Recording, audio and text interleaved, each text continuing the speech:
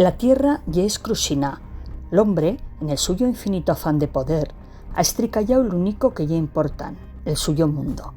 La crema des mons, el picar des arbols, els fumos des coches, inseticidas, fertilizants químicos, las toneladas de basura, tot ixo, junto a las muitas guerras, van fer que el planeta no el soportase. Tot se'n va tornar yermo, anque ina beba d'abundancia solo y quedaba que esferra. L'orache va sentir las consecuencias del efecto invernadero. En esas añadas se'n van formar dos trazas de vida bien distintas y con costumbres a saber qué diferents. Uns viviban en ciudad enronadas debaixo la tierra, igual como las fornigas, con sistemas tajoriase artificials y to mecanizao, parixeban maquinas.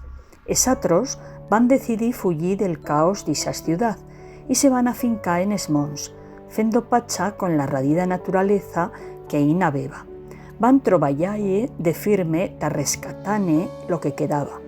Van ser agricultors, ganaders, curtidors, pastors y ses oficios perdius en el tiempo. Feba tantos años que ningún cautivaba que no sabeban cómo felo. El tiempo y la paciencia les van a mostrar.